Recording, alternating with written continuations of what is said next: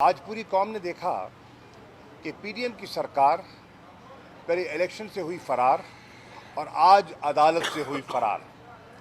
अदालत के अंदर आते हैं और एक मौक़िफ़ पेश करते हैं और बाहर आकर दूसरा नुक्ता नज़र उजागर करते हैं।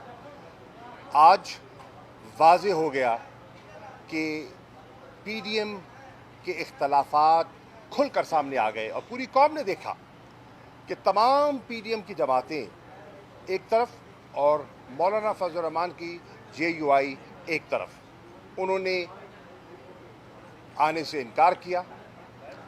बिलावल जरदारी साहब का डीआई खान का जो दौरा था, बज़ाहिर वो भी नाकाम और बेनतीजा साबित हुआ और उनको कायल करने में लगता है वो नाकाम रहे और पीडीएम के इख्तलाफात आज खुलकर पूरी कौम के सामने आ गए। फाजिल अदालत ने अगली हेयरिंग का तयन कर दिया है और 27 अप्रैल की अगली तारीख है।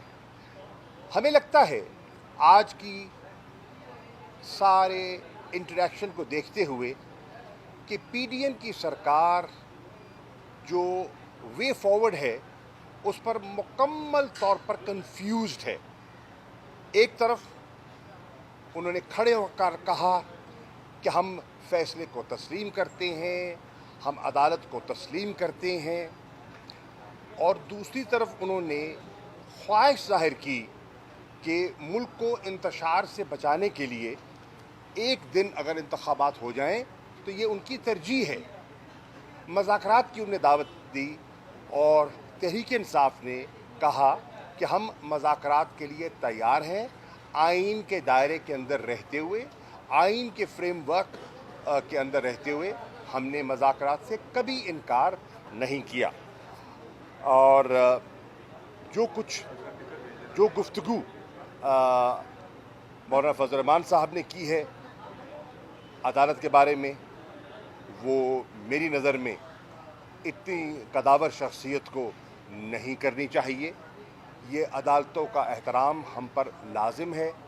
तहरीक इंसाफ ने आज एक मरतबा फिर साबित किया कि हम आइन की पासदारी करते हैं, हम अदालतों का एहतराम करते हैं और हम आवाम को इस मुश्किल से निकालने में संजीदा हैं। आज कौम ने देखा कि संजीदा अनासर कहाँ खड़ा है और गैर संजीदा सोच कहाँ खड़ी है। शुक्रिया। Would like to add? जी, हमारा तो मौक़िफ़ यही है कि आइन और कानून के मुताबिक एक फ़ैसला हो चुका है। 14 मई की जो तारीख़ सुप्रीम कोर्ट ने मुकर्रर की है वो बिल्कुल आइन और कानून के मुताबिक है। जो तारीख़ दी गई थी इलेक्शन कमीशन की जानिब से 30 अप्रैल की और सदर मुमलिकत ने कबूल की थी, उसमें 14 दिन का जो इजाफ़ा हुआ वो सिर्फ़ इसलिए हुआ कि ले तो लाल से काम लिया गया, एक अदालती कार्रवाई दोबारा करना पड़ी। इसलिए आज जो तारीख़ मुकर्रर है आज दिन तक, और ये अदालत ने भी अयादा किया कि हमारा 14 मई का जो फ़ैसला है, जो हुक्म है वो कायम है, उसमें कोई इबाहम नहीं है। इलेक्शन उसी दिन होंगे, लेकिन उससे पहले अगर सियासी जमातें कोई रास्ता निकाल सकती हैं तो हमें आकर बताएं। और वो रास्ता कोई पंचायती रास्ता नहीं होगा। हम बड़े वाज़ेह हैं इस हवाले से कि आइन और कानून के साथ खिलवाड़ नहीं हो सकता।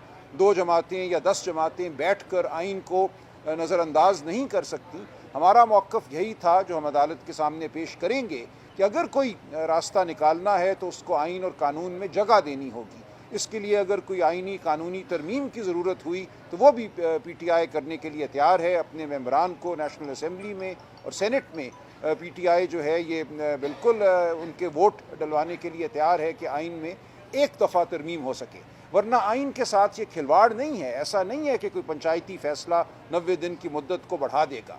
तो हमारा मौक़िफ़ वाज़े है, एक आइनी मौक़िफ़ है, कानूनी मौक़िफ़ है और जमहूरी मौक़िफ़ है, और इस मौक़िफ़ का अयादा 27 तारीख़ को दोबारा इंशाअल्लाह हम करेंगे।